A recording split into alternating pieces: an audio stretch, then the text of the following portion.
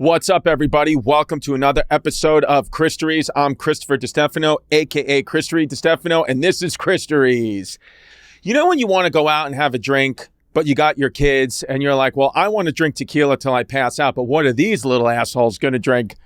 Shirley Temples. That's right. Today we are talking about the one and only Shirley Temple, the little girl behind the drink that your little kids drink when you're drinking because you're going through a divorce. Let's talk about your girl, Shirley Temple. This is going to get dark.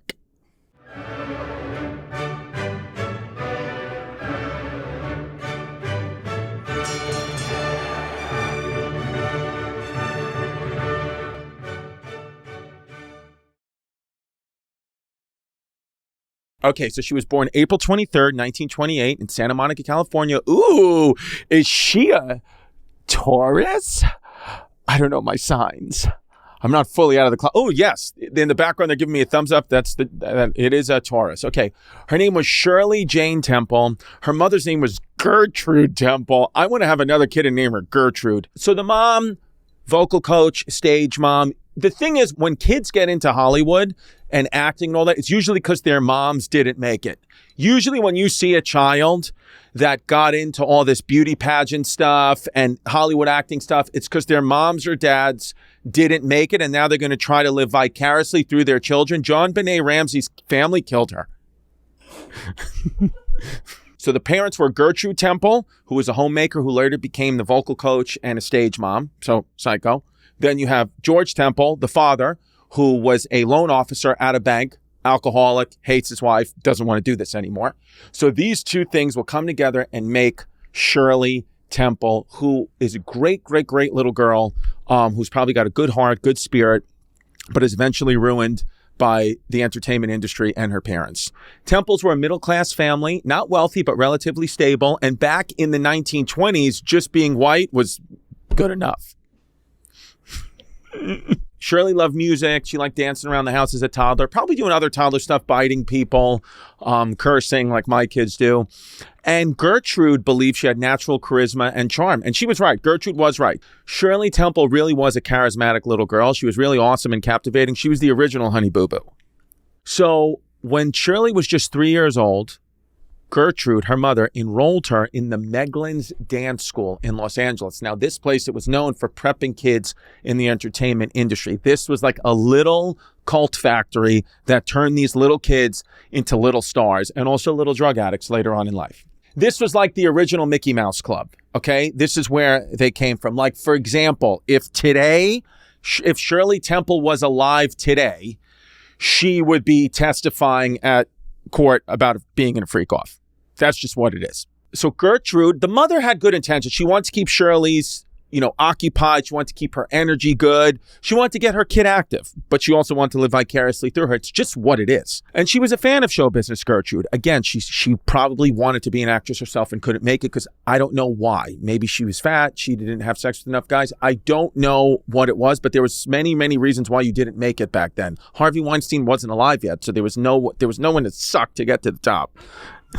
Maybe even Gertrude saw this as getting her daughter out of this lifestyle and getting them in, up to the next level, getting wealthier and all that. So all good intentions. At Meglin's, the dance school I was talking about in LA, Shirley was spotted by a talent scout, and then they started putting her in all these short films that were done by Educational Pictures.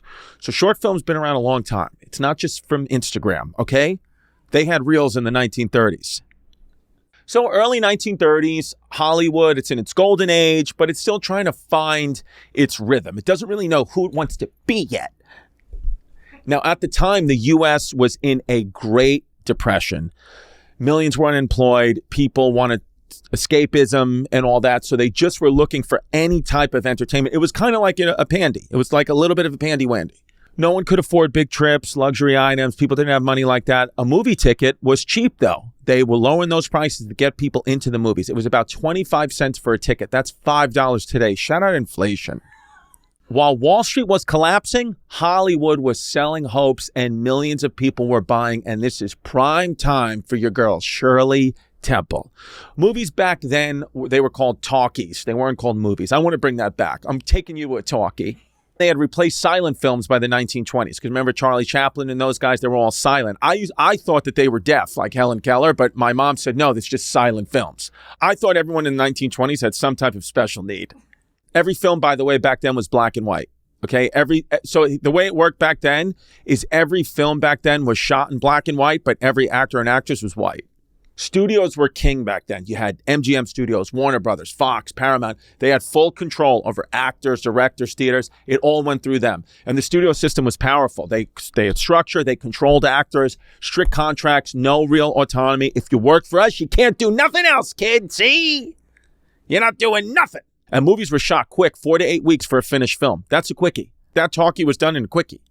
And child actors like Shirley were expected to perform as professionals on grueling schedules. But I mean, 4 to 8 weeks is quick. I mean, think about that. But the entire movie was shot in 8 weeks. They shot an entire movie in the whole length of Hawk Tua's career. She's a nice kid. Nice girl. She's my Shirley Temple. Now, here's where it gets cute, okay? 1930, we have a little short film called War Babies, okay? Shirley Temple gets cast in it. It was first known as Baby Burlesques, which is gross, but just little babies doing burlesque. And this is Shirley Temple's first film role. In War Babies, Shirley played Charmaine, not Charlemagne, Charmaine, a flirtatious cabaret singer and literal prostitute. Did I mention she was 3 years old? This girl's playing a literal prostitute, which was parodying romance dramas. Okay, so she's 3. The film was a satire of World War I era love stories with toddlers in diapers, heels, makeup, and occasionally bare midriffs performing adult romantic and sexual scenarios. Do you understand why we had to invent the nuclear weapon? We should have just nuked everyone who ever lived from 1930 to 1950. Just start over, because now those people have grown up and they've all inherited houses and they're not selling them to me for a good price. You're scumbags. Toddlers would sing, dance, flirt, and even kiss each other on cue. So this is good. This is good. This is America. In one scene, Shirley Temple's character is courted by a little baby soldier, handed a baby cocktail, and engages in playful yet sexualized or sometimes racist dialogue. So that's nice. You have a 3-year-old smoking a cigarette, drinking a cocktail, calling everyone the N-word. But she was a great actor, and she was only 3. Okay? And a legit 3. Not like she looks like she's 3 like Wilson. She was literally 3. Shirley Temple had an unusually advanced ability to mimic speech and tone. I mean, think about a lot of these 3-year-olds. They don't know what to do. They're eating their boogers. This one is acting in a diaper with her nipples out. So directors would feed her lines verbally. She would parrot them back on camera with perfect timing and charm. So that is very difficult to do. I mean, ask your 3-year-old to repeat anything. They can't do it. This one is on camera repeating perfectly the lines back. So people were like, okay, this girl's got real talent. Now, she didn't always understand what she was saying because she's 3, but she knew how to hit her marks and smile on cue. And that skill, by the way, that was taught to her by Gertrude, who was always on set, because that's the thing. Okay, it's really, you got to understand, this isn't really about Shirley, it's about Gertrude. Now, do I know that for a fact? No, but here at the Christories show, facts aren't important. So Shirley, she got paid $10 a day, okay? So that's $233 in today's money. When her educational pictures, the studio who I told you picked her up for her first short film, they didn't give her any royalties or residuals though. So they gave her these $10 a day and they were like, be happy with this. And they were, because this was during the Great Depression. So her family was like, all right, we're making money, baby. We making money. Despite the low pay, the series was very lucrative for the studio because they were saving money on these non-union child actors and cheap sets. And they were having these kids just go out there and be prostitutes. Now on the Baby Burlesque set, AKA the War Baby set, Shirley Temple and these other toddlers work 6 to 8 hours a day with absolutely no breaks, okay? No breaks, and there were probably peanuts on that set. I don't even know if peanut allergies were invented yet back then. The Chinese hadn't really come into power. That's a thing. China, there's no peanut allergies in China. I digress. Naps weren't allowed, okay? No naps. If a child cried or got tired or didn't take direction, they weren't comforted, they were punished, okay? You better listen to me. You better put that cigarette in your mouth, throw on those high heels, and I don't care if you shit in your diaper, I'm not cleaning it again. The most feared consequence, the punishment box. A dark, windowless sound booth where misbehaving children were locked away, sometimes forced to sit on a block of ice to keep them still and compliant. How gross is that? Imagine that, just having your kids sit on a big block of ice because they were bad. I don't like it. I don't like it. But this is the 1930s where there were no rules. Eventually, Shirley Temple gets sent there a few times just for being fussy or slow to follow orders because she's 3 years old and you're having to work with no breaks. You only give her an apple juice. This is the way it was back then, okay? So a lot of times when you hear actors and actresses complaining today, you want to be like, well, go live in the 1930s, okay? Go be a prostitute at 3 and then sit at a block of ice when you're bad. Why don't you shut your mouth, okay? Why don't you never yell at another director on set again, Christian Bale, you dummy? Sorry, I don't even know you, but you seem like a nice man. But there was that one video where you yelled at that director and it really pissed me off because I would have punched you right in the face. But that could have just been a moment for you. We all have moments. Now, life on set. How was it? The crew filmed a new short movie every 5 to 6 days. Film, quip, get them in, get them out. And these children were expected to just power through illness, injury, exhaustion. None of this mattered. They were like, you got to make a movie, kid. You're going to be a star. Shirley once danced on a badly injured foot. One day she worked after an ear surgery. You know how painful it is when you think about an ear infection. This girl got an ear surgery because she probably had so many infections. And she worked the day after it at age 3 because time is money. Here's the thing. You want to know the truth? This is why we were the best back then. This is awful and abusive, but this is how American children were raised. So what I hear that a child is being worked to exhaustion, doesn't really have any rights, is 3 years old and has to work the day after a ear surgery. What I call that is a modern day Chinese schedule. That's what that is. That's how the Chinese are doing it right now. That's why they're number one. So if we want to get back to the power seat, we're going to have to go back to a little Shirley Temple love.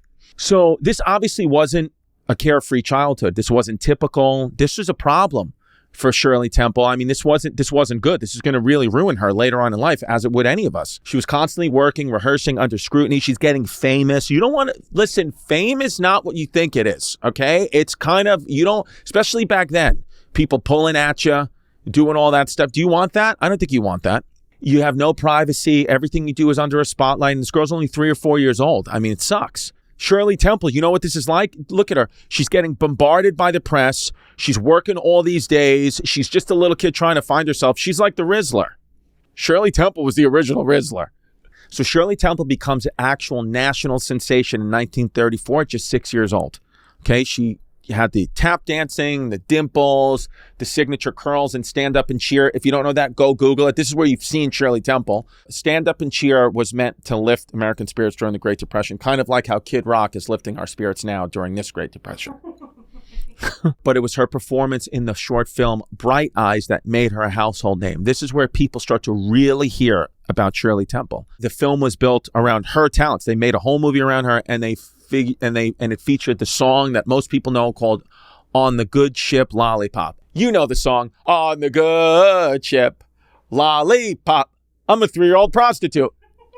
And it was sung to these airline passengers as she skipped down the aisle. And if you go look at the YouTube comments of this, all the comments are about how she is 3 years old or 6 years old, at the time, trying to pull down her dress because all the guys are ogling over her, and it's just really weird. And it doesn't hold up. But it became one of the most iconic musical scenes in early Hollywood, sold over 500,000 copies. It made Shirley Temple a phenomenon overnight. So literally, she went viral. If you want to think about it that way, she was a child that went viral. Okay, she's like the Rizzler. That's who she was. I like to call the Rizzler is my Shirley Temple. But again, even though the song became a smash hit, she did not receive direct royalties from any of this. Remember, these production companies were not giving her royalties or residuals. So she's this big star, and she's definitely making some money, but not the money she should be making. After she gets discovered by Fox for Stand Up and Cheer, her contract changed. Now she's going to start to come into Nash money. So she first joins Fox in 1934, right? She gets about $150 a week, $3,500 in today's money. That's a lot of Yeezys. And that's going to be what she makes for her films like Stand Up and Cheer, Baby Take a Bow. That's what she's making. But then in July 1934, she renegotiates after the Bright Eyes success. She's a household name. Now she's getting $1,000 a week. That's $23,350 today. Now that's a lot more Yeezys. And her mother, Gertrude, there she is, receives $250 a week. about $6,000 in today's money, as her hairdresser and personal coach. Shirley was granted $15,000 as a bonus per film, $350,000 today. And that was a new 7-year contract with Fox, making her their most valuable star. So at least the girl's starting to make some cash. Here's a little fun fact. At the time, Fox Corporation, they were really struggling financially, Great Depression and all that. So Shirley Temple, even though they gave her a lot of money up front, she helped pull the studio back up out of despair because she became such a big star. And then eventually in 1935, they merged with 20th Century Pictures, creating 20th Century Fox, which they still are today. You can watch NFL, 20th Century Fox. Guys, I want to talk to you about Blue Chew. You know, nothing makes me happier than seeing your rock hard cocks. That's what I want to see. I love a stiff penis, and I know when you guys send me pictures of your erect penises, I know if it's a Blue Chew boner or not. I want you having sex all summer.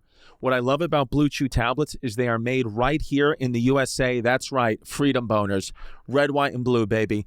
The best part about Blue Chew, it is all done online. That means no visits to the doctor's office, no awkward conversations, and no waiting in line at the pharmacy.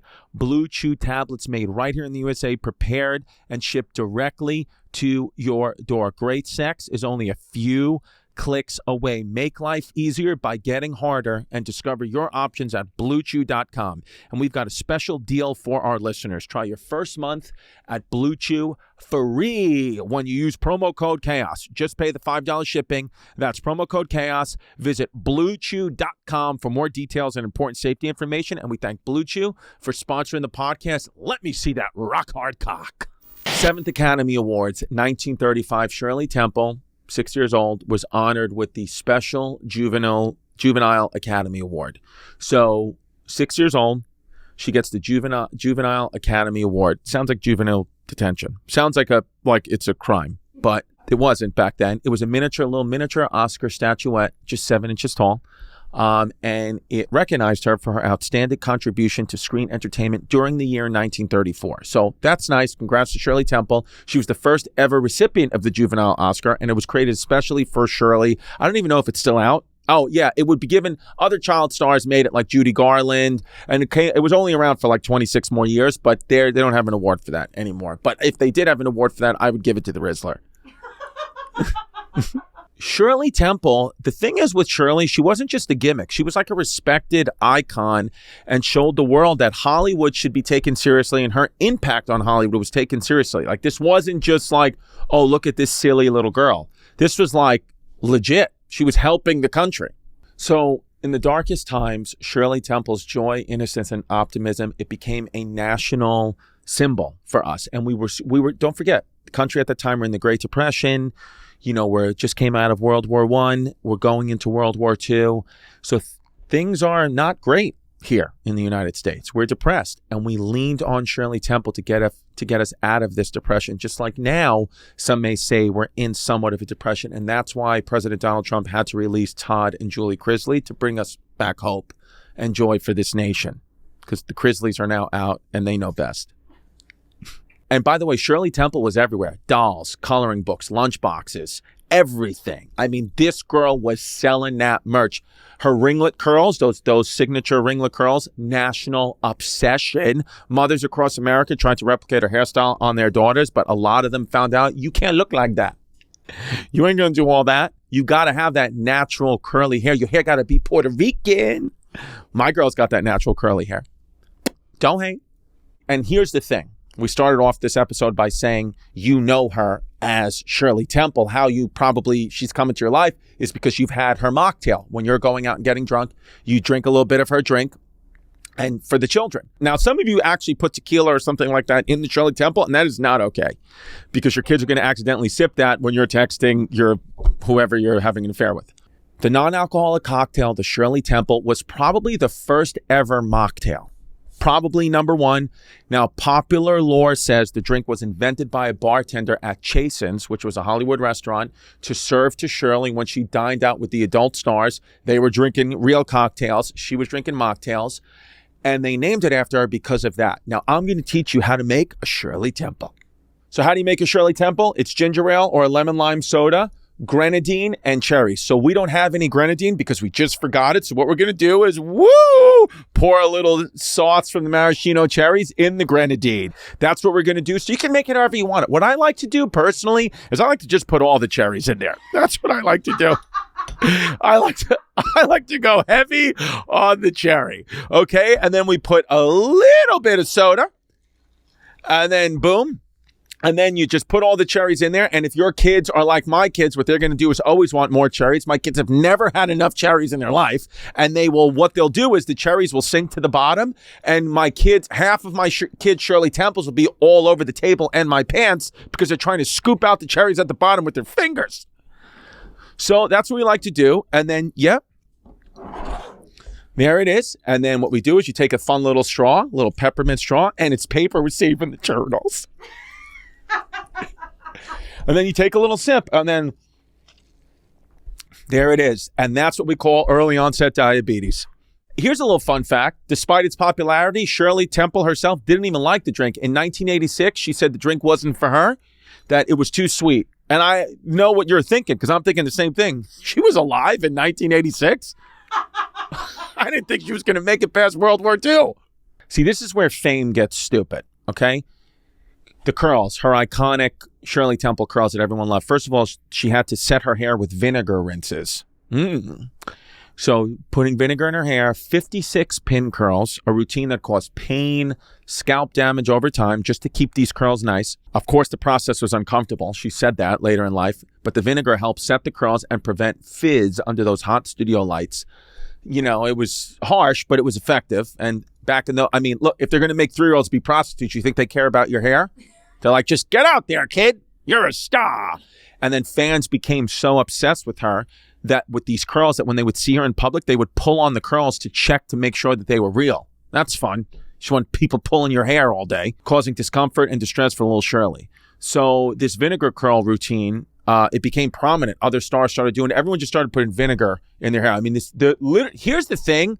History didn't smell good. Just know that. Talking about revolutionary times, Shirley Temple and other kids at the time's hair. Nothing smelled good in the past. She needed those signature curls. That was her thing. Like, imagine Carrot Top didn't have red hair. Like, what is Carrot Top going to do when he eventually gets cancer? I'm kidding. Love you, Carrot Top. Here's the thing about Shirley, too. Was her childhood great? Of course not. She was constantly working, rehearsing, tightly managed. She had some time to play, but not really. Schooling was limited, so she didn't grow up in she was almost like she was homeschooled. She was schooled on a set. Her mother would not let Shirley play with the other kids. Gertrude was not being nice. She didn't want Shirley to catch a cold or anything like that. She was like, I don't want germs to be passed. I was like, get an N95 then. Maybe you should get your vaccine. She wouldn't let her kids around other kids because she was like, my kid, Shirley Temple, don't get your little kid near my kid. And studio executives monitored her behavior, appearance, public presence. The film sets were strict, harsh, even for kids. Like I said, they would just make them work, no breaks. They didn't care. Things were not as they were today. Not everyone, it wasn't like how it is today where these actors and actresses are just having a good time on set, playing by union rules, and then going to a freak off. So her public image of this joyful singing kid was not actually her full reality. I think we all know that looking back, like this is kind of a nightmare for this kid. She stopped believing in Santa Claus at the age of 6 years old when her mother took me. So she once said that she stopped believing in Santa Claus when she was 6 because her mother took her to get her Christmas pictures and Santa Claus asked Shirley Temple for an autograph. Believe that? Way to go, Santa. You scumbag. You're working at a Macy's freaking, you're a Macy's Santa. You're asking Shirley Temple for an autograph? God, I hate you. So Shirley Temple was the top box office draw for 4 years in a row. She beat out adult stars like Clark Gable, Bing Crosby, not Bill Cosby, Bing Crosby, Joan Crawford. That was like beating out Clooney, Timberlake, and Angelina Jolie. Just this. Imagine if the Rizzlers' box office hits were just past all of them. Oh, God. Society is what it is. Just Rizzler, if you see this, just know we support you here, buddy. We're fans. but I don't want to be part of putting you more into the public spotlight because I don't want you to end up like Shirley Temple. Santa Claus is real, Rizzler, okay? He's real and he loves you. You work hard to take care of yourself. Your hair should be no different. Whether you're noticing early signs of thinning or just want to keep the hair you've got looking sweet, Nutrafol Men is physician formulated for men and clinically tested to improve hair growth and hair quality. Invest in your hair now so it sticks around for the long run. You may have heard of Nutrafol's hair growth supplements and wondered, do they actually work? It's a fair question. Many hair supplements overpromise and underdeliver, but Nutrafol is different. As the #1 dermatologist recommended hair growth supplement brand, it's trusted by over 1.5 million people and is clinically tested to deliver real results in just 3 to 6 months. Listen, I got a couple of friends that use Nutrafol. They love it. My boy Debo loves it. His hair's growing back and it's looking good. Nutrafol Men is clinically tested to improve hair growth and quality. Plus, they reported no impact to sexual performance, and I got to say that's true. All my friends are still walking around on Nutrafol and rock hard at Mets games. Start your hair growth journey with Nutrafol. For a limited time, Nutrafol is offering our listeners $10 off your first month subscription and free shipping when you go to Nutrafol.com/men and enter the promo code CHAOS. Find out why Nutrafol is the leading hair growth supplement brand on the market at Nutrafol.com/men, spelled NUTRAFOL.com/men, promo code CHAOS. That's Nutrafol.com/men, promo code CHAOS. And as she got older, too, she still was in movies. Curly Top, Heidi, The Little Colonel, all these are her movies. And they leaned in. Fox Studios leaned into her wholesome image, the optimism, childlike cheer. They played off all that. But again, she really wasn't this ideal American child in real life. She was just playing one on TV. Her songs were promoted. She always had to be clever and cute, and it's freaking exhausting. I'm surprised she didn't turn to heroin earlier. Oh, at just 6 years old, this was a cute one. In the movie The Little Colonel, she played the granddaughter of a former Confederate officer to try to soften racial tensions, and it worked. There's no racism today. She danced in a movie with Bojangles, Bill Bojangles Robinson. Bojangles, the chicken and biscuit chain in the South? That was a real guy, Bojangles. So that was real. She danced with him. The first interracial dance performance in a Hollywood film. Cute, cute, cute. It was a bold scene for its time. Just the image of a black man and a white child holding hands and dancing together was something that was considered controversial at the time, especially in the segregated South. But it really helped bring some people together, even if it was short-lived. It was cute. Actually, what's crazy about this scene with Bill Bojangles Robinson?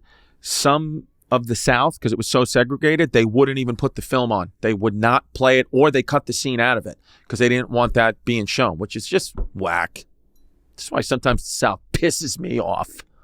But they developed a strong bond. Shirley Temple and Bojangles were actually really good friends. She loved Robinson. She said he was always so kind to her. He was patient, a true friend. They developed a very strong bond. He taught her how to tap dance and all that. So those all great things. And she actually said he was the nicest man I ever worked with. And they did a few more movies together. So some people didn't like it, but hey, it's what it is. They liked it, and I think they did a good job for race relations at the time. All right, so this is where it gets dark. So here's the thing. Shirley Temple eventually starts to say that Hollywood is crawling with copulating tomcats. So tomcats are basically cats, male cats who just want to aggressively have sex with everything. Copulation. It's a fancy word to say sex. And so she felt like she was constantly getting harassed, sexually harassed, unwanted attention, predatory behavior she experienced in the industry as just 10, 11 years old. MGM, the new studio, picks up her contract. She's 11 years old. They say, first we get rid of the baby fat, and then we get rid of the hair. Ozempic. Now, the big-time producer at the time, Arthur Freed, allegedly unzipped his trousers and exposed his penis to her, saying, I have something made just for you. There you go. She was 11. She responded by giggling nervously, as any kid probably would, and then he threw her out of the office and yelled at her. He was, by the way, he's an associate producer of The Wizard of Oz at the time, yelled at her and said, get out of my office, and dismissed her from the room. So that's a real scumbag right there. At 17 years old, this producer, David O. Selznick, sexually assaulted her. She was warned, Shirley Temple said, if you ever see Selznick in stockings, that means that he wants a sexual favor from you. So what the kid liked to do is just throw in a pair of stockings and get blowies from minors. It's just what it is. It's what Hollywood was back then. A 17-year-old was just running around an office trying to fight off some disgusting older guys' unwanted sexual advances. But that's what it was back then. There was no cameras and no social media. She endured groping, sexual harassment. It was just gross. And she fought through all this and still became the icon that she is. And this is all before there were readily available Krav Maga classes on every corner where she could properly defend herself with Israeli jiu-jitsu.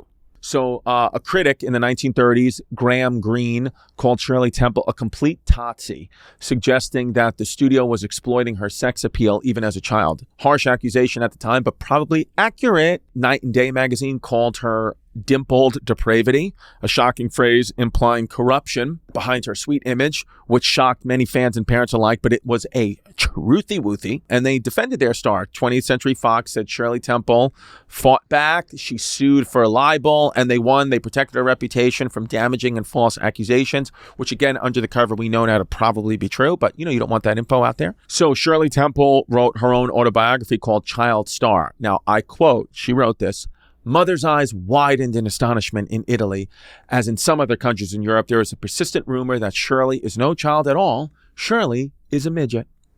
Oh, you mean little person? So they actually sent in a priest to examine her in person to make sure that she was in fact 10 years old. And the priest was like, "Why am I examining her? It's not even a boy." I don't care about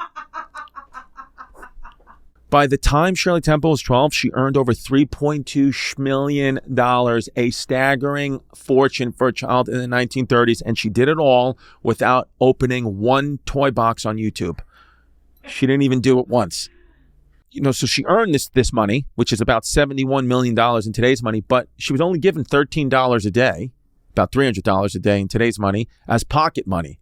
Just a small fraction of all the money she earned, showing that she had no control over anything in the finances. The studios had it, and my girl Gertrude. When she reached adulthood, guess what? Shirley's like, "Oh, I only have $44,000 in my bank account. That doesn't seem good." A drastic drop from what she had actually earned. I'd say so.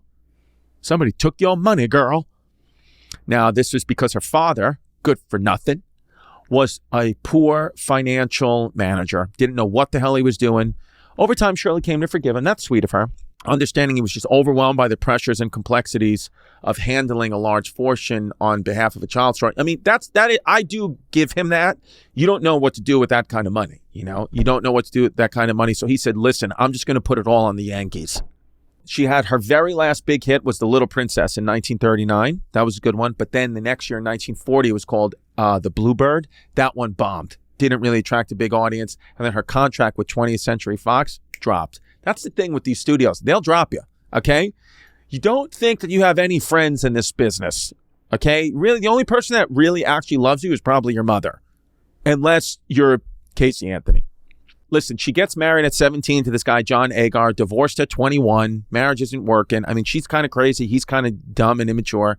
But as she got older, Shirley Temple, studios and critics, they couldn't really see her beyond that childhood image. So, she just didn't really get that many roles. Like, she just couldn't really do it. It's like she got typecasted, if you will. It's like you're always just going to be that kid from that thing, and we don't see it any other way. Last major film role was called A Kiss for Corliss, 1949, and that ended her Hollywood career. 1950, she does Shirley Temple's storybook, television show, kind of didn't really do that well. It was okay. It just highlighted how difficult her life was, losing the career after childhood fame and all that.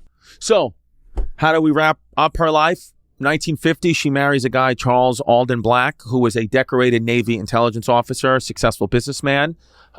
They wound up staying married for 50 years, moved to San Francisco because he was probably undercover gay, and they raised a beautiful family together. She actually then turns her life, she goes away from Hollywood and goes to public service. She becomes the U.S. ambassador to Ghana, later to Czechoslovakia. She's there for the transition out of communism in Czechoslovakia after the Berlin Wall, which we'll be doing an episode about soon. And she became the first female chief of protocol for the U.S. and a delegate to the United Nations. In 1972, Shirley Temple does get diagnosed with breast cancer, underwent a mastectomy. At that time, the disease was still taboo. She had held a press conference from her hospital bed, and she encouraged women to get checkups and talk openly about their health. She's one of the first major public figures to speak out, helping to destigmatize the conversation around cancer. Kind of like Magic Johnson and AIDS. Shirley Temple's quote was, "My boobs have AIDS."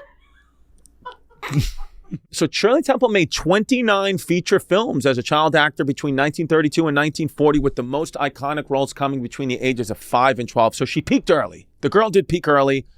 But overall, what a great career. What a legend. FDR, the great president during World War II, actually praised her for lifting the nation's spirits during these tough times. And he went to go give her a standing ovation, but then he realized he had polio and he can't move. Shirley Temple received the Kennedy Center Honors in 1998. SAG Lifetime Achievement Award, 2005, 2 memoirs, including Child Star, which we spoke about. Do you want to know the most surprising fact of all this? Okay. I told you, Shirley Temple, childhood actor, abused, went through all this fame, all these problems, kicked in and out of the studios, worked to death. She died in 2014. Oh my God. 2014, this girl lived to. Adrenochrome is real. 85 years old. Shirley Temple made it to 85 years old. Who the hell would have guessed that? I honestly thought, because the other ones didn't make it. Judy Garland died young. Amy Winehouse. Everyone else dies young. But not Shirley Temple. Wow. All right. Maybe portraying a childhood prostitute is the key to life. But Shirley Temple, we love you. We love your drink. You are more than just a childhood star. You brought joy and prosperity to America when we really needed it. The legacy, child icon, survivor of the predatory patriarchal system, ambassador of the U.S., proud defender of freedom. Today, her story reminds us we got to protect the talent, not just the image. We got to make sure these kids aren't out there being prostitutes at 3 years old. And do not hire your father to handle your money. It gets a lot of us. Here's to losing a foot. And remember, yesterday was history. Nurse?